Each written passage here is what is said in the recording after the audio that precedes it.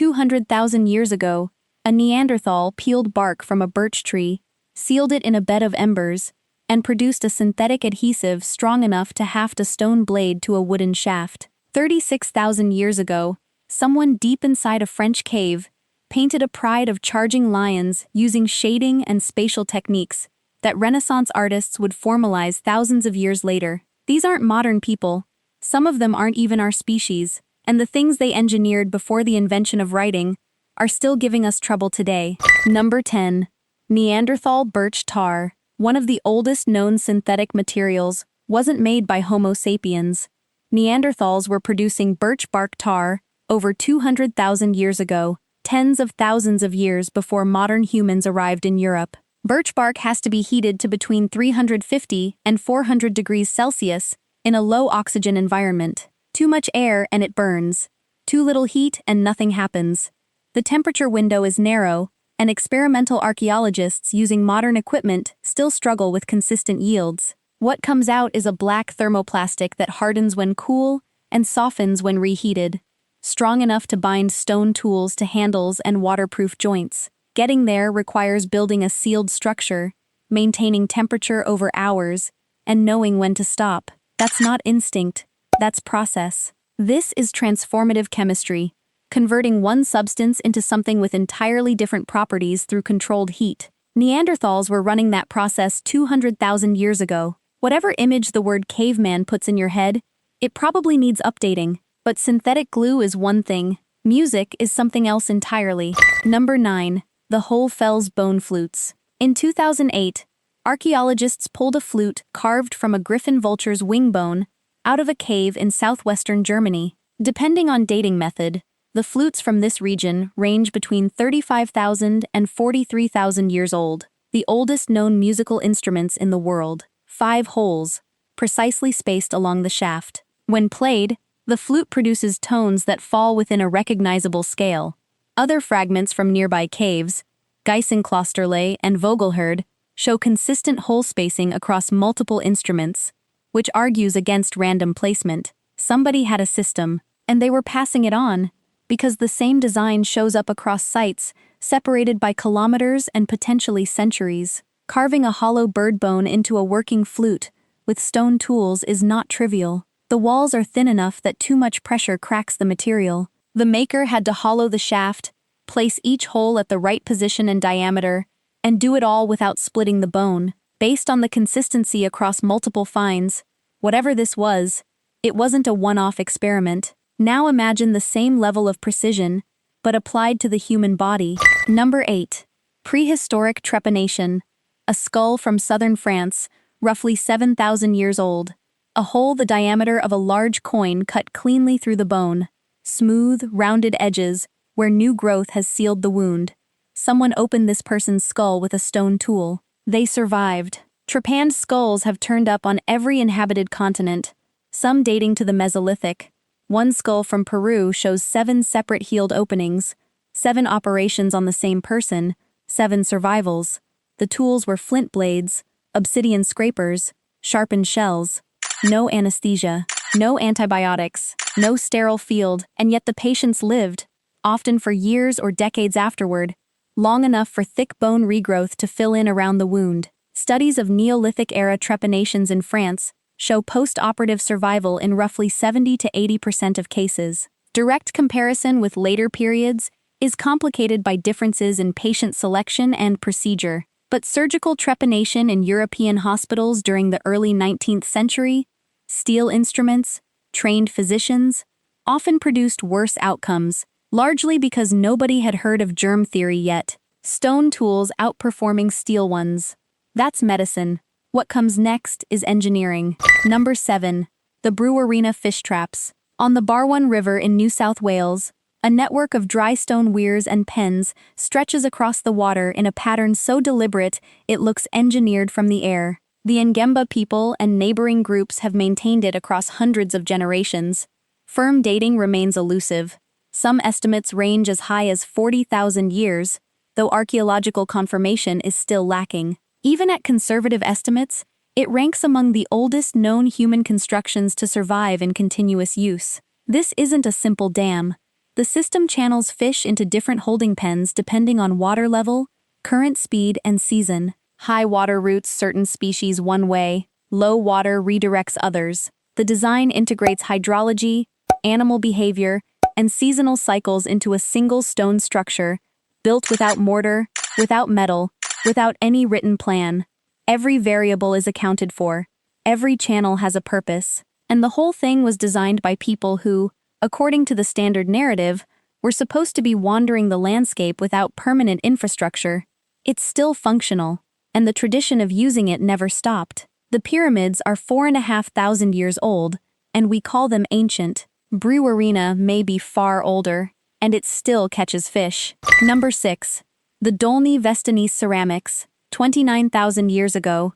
Someone in what is now the Czech Republic mixed river clay with crushed bone, shaped it into a small figure, and fired it in a kiln. It survived. Thousands of years of burial, and it survived. These are among the oldest known fired ceramics in the world, predating the next confirmed ceramic tradition by several thousand years. The Venus of Dolní Věstonice is the most famous piece, but the site produced over 5,000 ceramic fragments, animals, human forms, abstract shapes. More than half showed fractures from thermal shock. For decades, that was assumed to be incompetence. Then analysis showed the conditions were consistent with intentional thermal fracturing. The original researchers proposed that the explosions may have been the point. The cracking and popping of figures in the fire was itself the purpose. Whether or not that holds, someone achieved controlled ceramic firing during the last ice age, far earlier than any other known example. Then the practice dropped out of the record completely.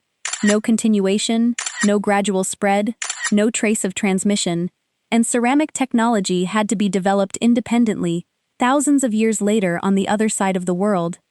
And it only gets harder to explain from here. Number 5. The Chauvet Cave paintings. December, 1994. 3 speleologists squeezed through a narrow gap in a cliff face in southern France. Their headlamps swept across the walls, and 400 animals came charging out of the dark. Lions in a hunting pack, rhinoceroses mid-collision, horses stampeding in overlapping profile. The oldest paintings date to roughly 36,000 years before present. These aren't stick figures. The artists used charcoal shading to build depth. They scraped the rock surface white for highlights. They exploited the natural contours of the walls. A bulging rock becomes a bison's shoulder. A ridge becomes a horse's spine, to give animals 3-dimensional volume that flat pigment alone couldn't produce. Some panels show the same animal drawn in sequential positions, legs slightly shifted, so that flickering firelight would create the illusion of movement. Prehistoric animation, painted tens of thousands of years before written history by people who shared this continent with cave bears and woolly mammoths. The blending technique on several figures, soft gradients with no visible edge, closely resembles what Renaissance painters would later call sfumato. Da Vinci formalized the concept around 1500 AD. Someone inside Chauvet was working with a visually similar approach 35,000 years earlier, using fingers and charcoal on limestone. That was art. What comes next is architecture, built to outlast everything. Number 4. Newgrange. Every year on the winter solstice, at dawn, a beam of sunlight enters a narrow opening above the entrance of a passage tomb in eastern Ireland and travels 17 meters down a slightly curved corridor to illuminate the central chamber for about 17 minutes. Then it's gone. The opening, called a roof box, was designed to admit sunlight around the winter solstice at this exact latitude. Getting that alignment right required tracking the sun's position over years, possibly decades, and encoding the result into architecture. No writing, no formal mathematics, just sustained observation handed between generations and locked into stone. 5,200 years old, 1,000 years older than Stonehenge. The corbelled ceiling has kept the chamber dry for 52 centuries. The stones fitted with enough precision that moisture has not been a documented problem since the tomb's rediscovery. Whatever the builders intended this place to do, they engineered it to keep doing it for a very long time. Speaking of Stonehenge, number 3, Stonehenge. Somebody moved 80 blue stones, each weighing 2 to 4 tons, from the Preseli Hills in Wales to Salisbury Plain, 250 kilometers, 5,000 years ago. No wheels, no horses, no roads. The later phase added sarsen stones weighing up to 25 tons, raised upright and capped with horizontal lintels using mortise and tenon joints, a technique borrowed from woodworking, executed in stone with a precision that still holds 5 millennia later. Acoustic research at the University of Salford added an unexpected layer. A 1:12 scale model of the complete circle showed that sound inside the ring was amplified and contained, while outside remained quiet. The lead researcher noted the effect was unlikely to have been the primary intent, but once discovered, it would have been impossible to ignore. The deepest question about Stonehenge has never been how, it's why. Suitable stones existed far closer. The builders chose specific rock from a specific mountain, 250 kilometers away, and hauled it across southern Britain through terrain that would challenge a modern logistics operation. That decision was deliberate. The reason behind it died with them.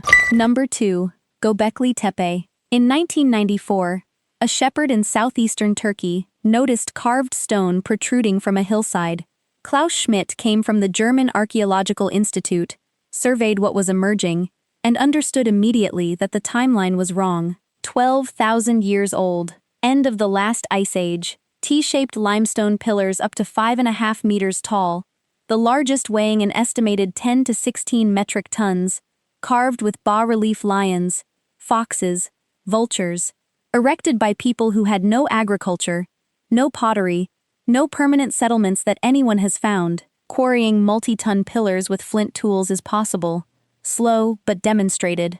Transporting them to a hilltop without wheels or draft animals is harder to reconstruct. Raising them upright into carved bedrock sockets harder still.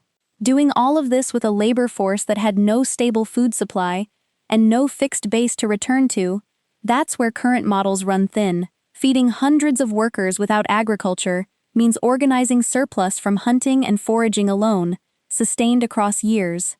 Nobody has fully explained how. After 2,000 years of use, the builders deliberately buried every enclosure, carefully backfilled with soil, rubble, and animal bone. Not abandoned, not destroyed. Sealed, as if they wanted it preserved but never found again. Only 5% of the site has been excavated so far. The 5% alone was enough to rewrite the textbooks. But Göbekli Tepe is confirmed, excavated, studied, peer-reviewed. What sits at number 1 is none of those things. Number 1.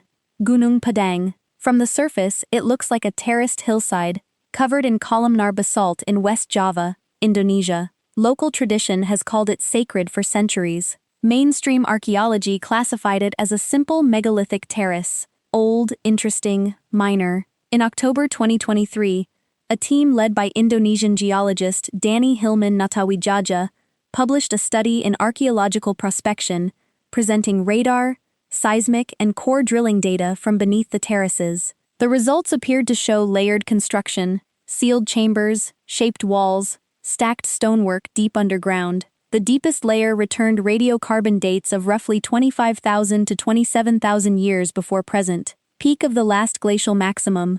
If accurate, Gunung Padang would be the oldest known architecture on Earth, more than twice the age of Göbekli Tepe. The implications would have forced a complete rewrite of the human timeline. 5 months later, the journal retracted the paper. The editors concluded that the radiocarbon dates came from surrounding soil, not from material that could be reliably linked to construction. The authors disagreed publicly. The retraction stands. So the question at Gunung Padang isn't how they built it, it's whether they built it at all.